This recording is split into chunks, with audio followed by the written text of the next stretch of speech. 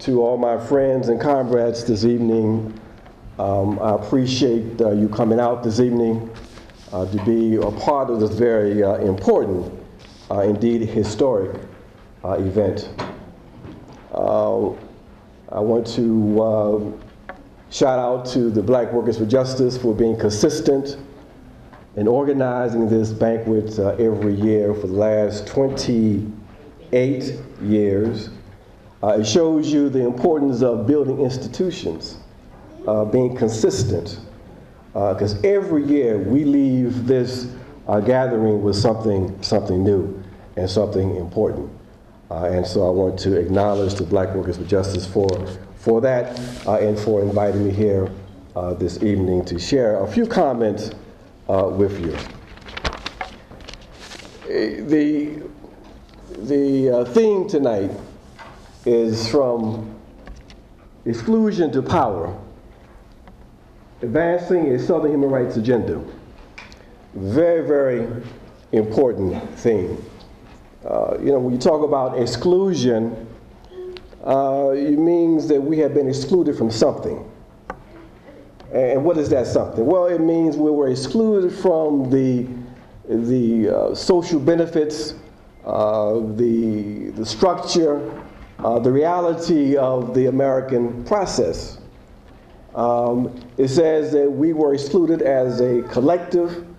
It says that there were certain sectors of the population excluded as a consequence of their membership in certain sectors. But what it also means is that when you go from exclusion, many people will say you go from exclusion to inclusion. But here we say we go from exclusion to power. And that's very important, a very important difference. Because when we talk about inclusion into what? Into the same system that excluded us? Inclusion into the same decision-making process that marginalized us from the very beginning? When you go from exclusion to power, what you are in fact doing is understanding that it is indeed power that allows us to address those same powers that excluded us. That with power we can transform not only our reality, but the broader reality. And that's very, very important because people don't talk about power enough today. And I'm glad that the Black Workers for Justice raised this issue of power. Human rights. It's important for us to understand that when we talk about human rights and the human rights movement and the human rights ideal, we're not talking about something that is new. We're talking about something that we have been a central component of from the very beginning. In the broad sense, from the time that African people were brought to the so-called New World, from the time that indigenous people began to confront the invaders and struggle for freedom, that was the beginning of what I consider to be the modern human rights movement, the modern human rights struggle. When workers were brought from various parts of the world to come to this country to labor in almost slave conditions, that was part and parcel of the struggle for human rights, because the essential component of human rights is what? A struggle for dignity. A struggle for dignity. So human rights is not something that's new for any of us who understand social justice, who understand struggle. Now, we do talk about the modern human rights movement. And when we talk about that, what we refer to primarily is the period beginning around 1945 with the establishment of the United Nations. This was established as a consequence of the Second Imperialist War, the Second World War, in which the victorious powers said they were going to construct a new institution that will be committed to peace and to human rights. Now, what we saw as African American people and oppressed people in this country was we saw a strategic opportunity. We saw that if this institution was going to be structured to deal with the issues of human rights, that provided us an opportunity to raise the kinds of issues we've been raising with the U.S. for many, many decades. We saw an opportunity to raise our issues on the international level. And not only to raise our issues in terms of what was happening within the U.S., but also to raise up the issues related to the continuation of colonialism. And we took full advantage of that. And as a consequence of that engagement with the UN, beginning in 1945, we had an opportunity to shape the content and the evolution of the entire human rights movement. What do I mean by that? Example. When the UN assigned the responsibility of developing the human rights framework to the Human Rights Commission, the Commission had the responsibility of writing what was going to be an international Bill of Rights, the International Bill of Human Rights. That will be legally binding on every country, okay? Well, when we started to agitate at the UN through a series of petitions, beginning in 1946 with the National Negro Congress, and then in 1947, when the NAACP submitted a petition raising the issues of racial oppression within the U.S. When we did that, that caused an international sensation. The Soviet Union and the so-called Eastern Bloc nations, Haiti, India, they took up those petitions and they started raising the questions with the U.S. How is it that you can claim to be a champion of democracy and claim to believe in human rights when you are engaged in the systematic racial oppression of African people and indigenous people within the U.S.? It became a serious issue for the authorities in this country. At that point in 1947, you know, we hear about the leading role of Eleanor Roosevelt as the mother, if you will, of the Universal Declaration of Human Rights and the main representative from the U.S. During this period in developing the human rights framework. At that moment in October 1947, she was instructed by the U.S. authorities that instead of the U.S. being behind the creation of a legally binding document that would guide the behavior of governments in terms of how they're related to their own citizens and would be legally binding, she was instructed to withdraw support for that and instead to support a declaration that would be important but wouldn't have legally binding character. Why was that? Well, because as a consequence of those petitions, you had powerful senators in the U.S. who were putting pressure on the U.S. administration not to participate at all in the UN process. They saw that in raising the issues we were raising around U.S. apartheid in the international arena, that if there was a legally binding document that allowed for the international community to scrutinize and to criticize the U.S. government, that they saw that as a threat to their way of life, because they were not prepared to relinquish their commitment to the American apartheid system. So they put pressure on the American government to back away from that. So instead of having a legally binding international Bill of Rights, we had a declaration instead that was created in 1948. Very, very important. But it didn't have legally binding standing, okay? And that happened as a consequence of our agitation. The third example, and I have to say this because this history is important, because I want people to understand that when we talk about human rights, we talk about the participation of African people, African American people, and others. This, again, this is not something that's new. We need to know this history. 1951, another very important petition was submitted to the UN. This petition charged what? Genocide. Genocide. The Genocide Convention was created, and the Civil Rights Congress submitted a petition saying, basically, according to the definitions of genocide, we have a genocidal situation in the U.S. Now, at that point, by 1951, the authorities went crazy.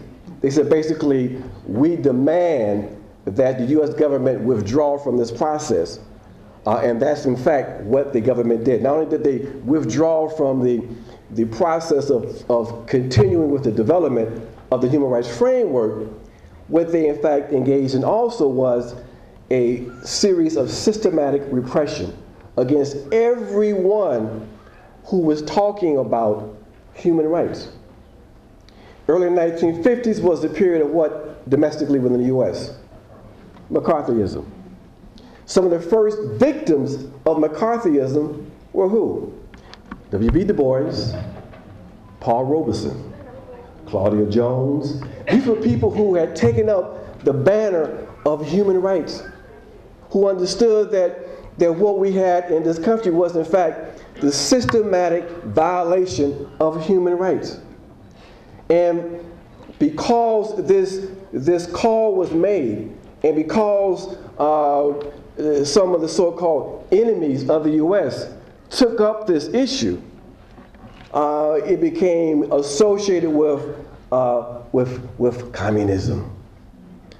So that by the early 1950s, anybody who dared to characterize what was happening in the U.S. as a human rights issue was subject to systematic repression. And you saw a systematic moving away from the use of that term. And we started using instead what? Civil rights. That's why we talk about, people talk about from civil rights to human rights. Well, some of us say we go from civil rights back to human rights, because there's a consequence of repression that we moved away from human rights in the very beginning, in the first place. So that history is important, because the U.S. stepped away from the evolution of the human rights framework into the 1960s. It wasn't until the 1960s when you had the decolonization process, we had new states, primarily from Africa and Asia, that joined the UN, that you then had a recommitment to the development of the human rights framework. Very important, very important. By the 1960s, it was clear for many of our major leaders that we had to reconnect up with that human rights ideal, because the balance of forces were in fact shifting. With these new nations that were joining the UN, these new nations that were becoming free, we had an even more, a more strategic opportunity to raise up our issues and to connect up with this process of liberation. That's why Malcolm told us very clearly that we needed to internationalize our struggle, and we needed to re-embrace this notion of human rights. So this idea of human rights and the human rights framework is not something new, and it's important that we understand that. Now, when we talk about human rights, what are we talking about? We're saying basically something very simple, that human rights are those fundamental rights that you have as an individual, that you have as a community, that no one can take from you. A government cannot give you human rights. A government can attempt to try to take away your human rights. But a human rights is something that's fundamentally a fundamental part of you for being a human being. You have that as a human being. So the question becomes then, what are the scope of human rights? Well, for us, human rights entail all of the things that we need to live a dignified life. And we're not just talking about civil and political rights, the right to participate politically, the right to vote, the right to nationality, the right to be free from torture. Very, very important. we look at the full scope and we embrace the full scope of what it means to be a human being and what a dignified lifestyle reflects. And we say you can't have a dignified life. You can't live a dignified life if you can't make a living. If you don't know where you're going to lay your head at night because you don't have a house. That you can't eat because you don't have access to food. That you don't have access to clean water. That you don't have an educational process that allows you to fully develop your capacities. That if you don't have access to health care,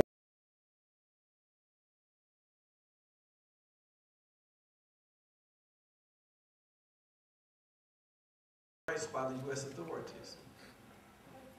And that's why when we talk about human rights and we define human rights, we also have to talk about how do we achieve, how do we get our rights? And that is what we need to talk about at this point. Now, it's important to talk about that because many of the social ills that we look at and we're facing today in this country, many folks don't understand that these social ills are in fact human rights violations. That there is a gap between what people define as civil rights and constitutional rights and human rights. That in this country it's constitutional that we have 2 million people who are in jails and prisons across this country. It's constitutional, it's legitimate that we have kids, child offenders, as young as 13, who can be committed to life in prison without the possibility of parole for the rest of their natural life. That's constitutional.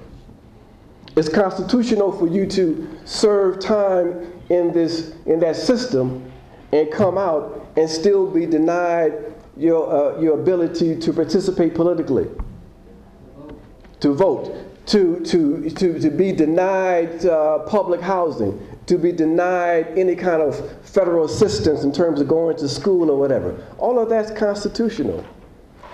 It's constitutional that you don't have an automatic right to health care. These are seen by most people around the world as fundamental human rights violations.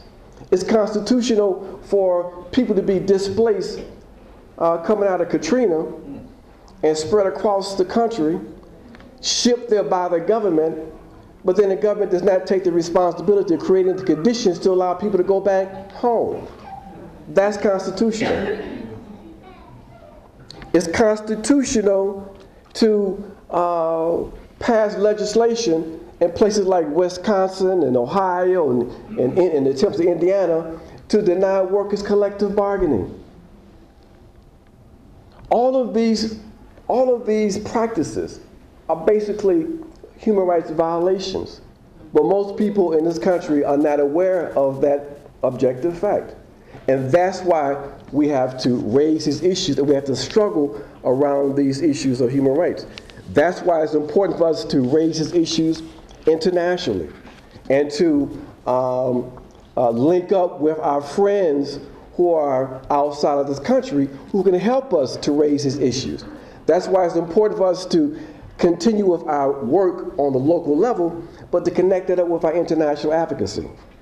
Because we have recognized that the U.S. government is not going to live up to its obligation to inform people in this country of their fundamental human rights.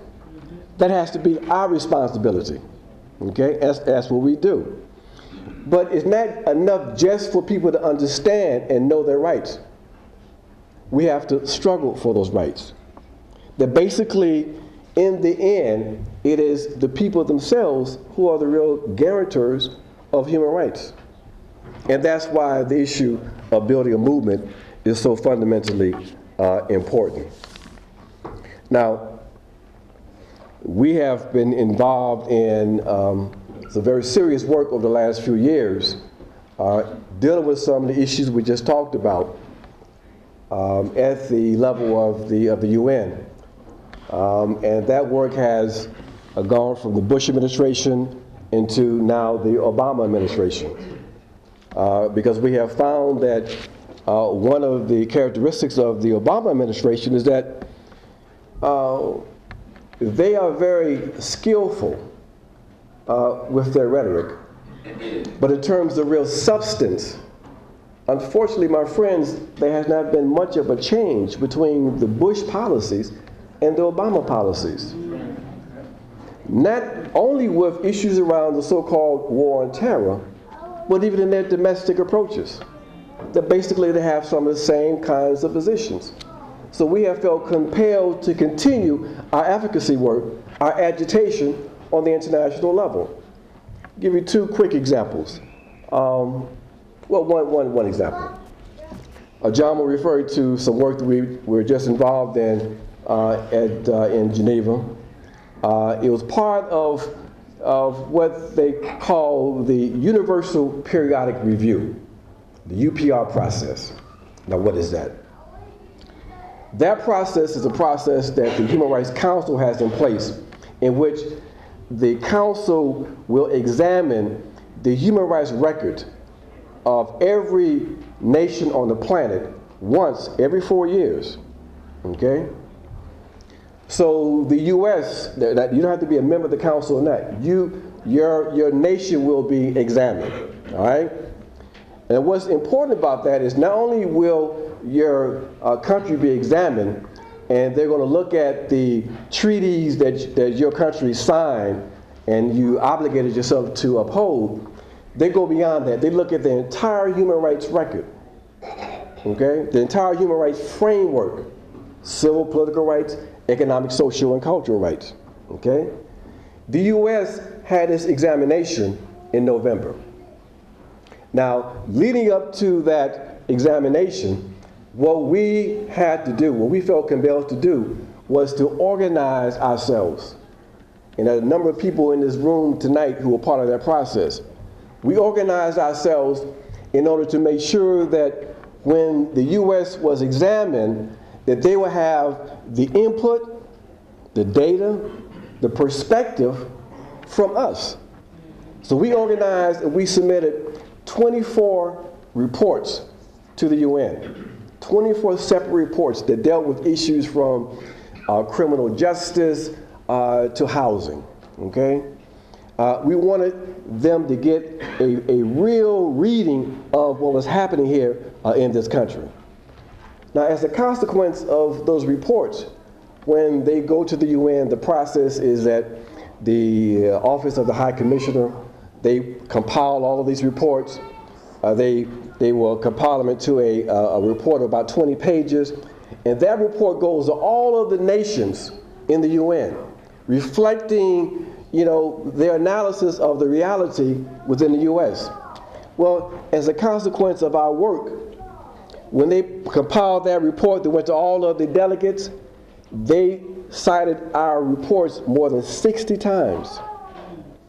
More than 60 times. It's very, very important, okay? So that became the framework that people used when they looked at the U.S. record. So when the U.S. then came before the council in November for the evaluation, the way this process works is that the state or the country that's under examination, they appear before the council, and the delegations from all the other countries have a chance to raise questions. And then they will make recommendations on how you can improve your human rights record, okay? So that happened in November. The U.S.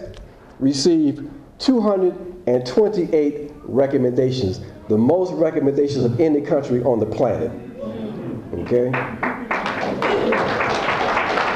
And that was a result of the work, the agitation that we were involved in. Because not only did we do the reports, we then were able to go to Geneva before November and to meet with delegations, to give them more information, to help them to frame the questions that needed to be framed to the U.S. And that resulted in those 228 recommendations. Now, what happens after that? Well, you get the recommendations, and then the government will decide what recommendations they're going to accept. Okay? And that happened a few weeks ago in March. And so what we did was, between November and that time, we suggested to the government that they take this process seriously. We suggested to the government that they engage in dialogue with us. And because of the impact we had, because of our level of organization, guess what? They had to engage us. They invited us up to the White House, and we went up there,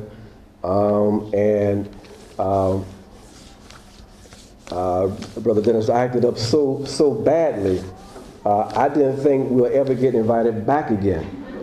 But because we were organized, and they had to deal with us, they had to invite us back again. So we forced the government to commit to 3 more meetings, high-level meetings at the White House, hosted by the National Security Council, which is odd that you think, why would the National Security Council host human rights issues? But that's what they did, okay?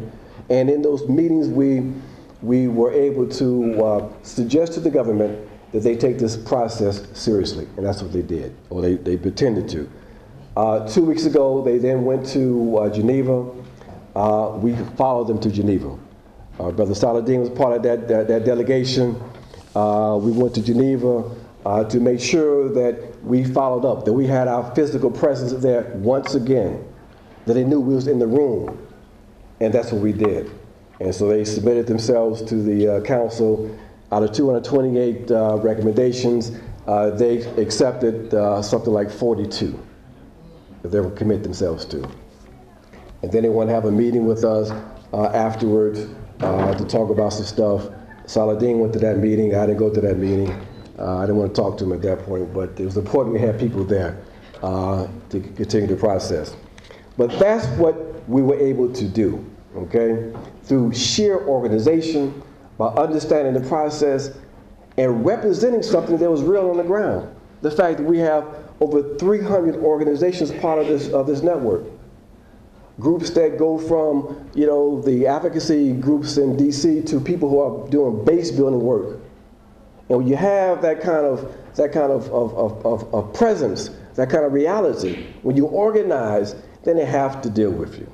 They have to deal with you.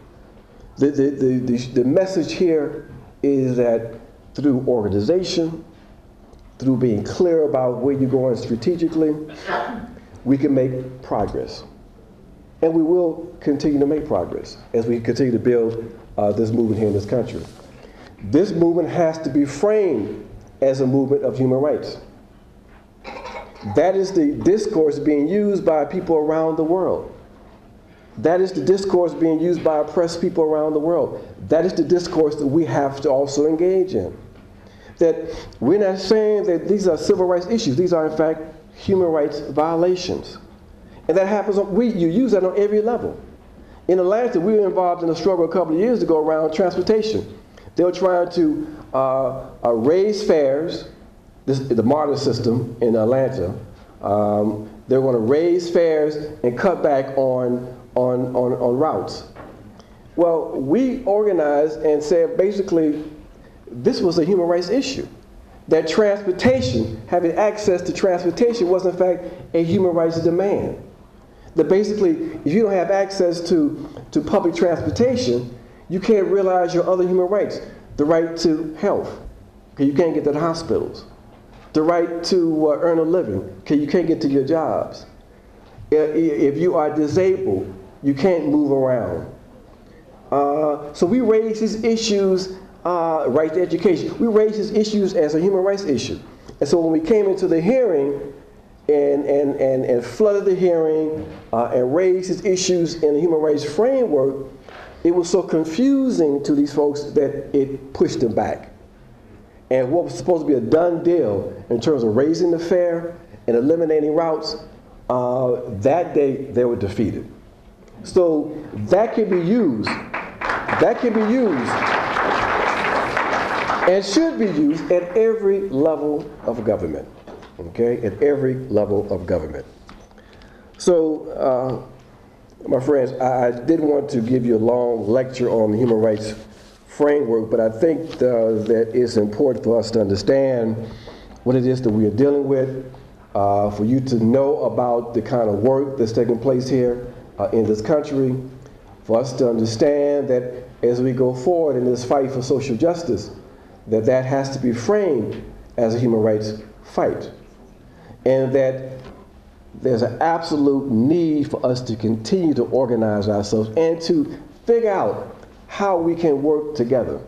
One of the things that made us effective was the fact that we were able to transcend all of our organizational concerns, our organizational egos, if you will, and work together and move in a common direction. And that is the challenge of today.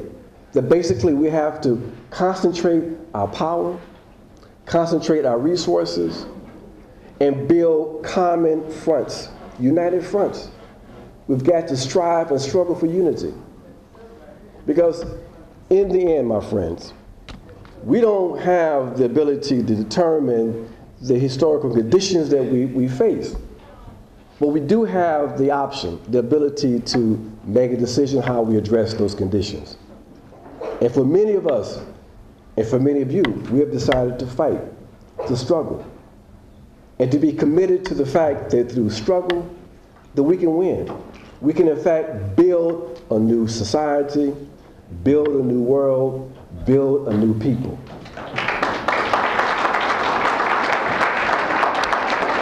So as I take my seat so we can continue with this fantastic evening of celebration, of cultural expressions, let me say again to all of you, thank you for inviting me. I would challenge all of you to look into this framework more, to utilize this language more, to understand that collectively, all we have to lose, basically, are our chains. Thank you.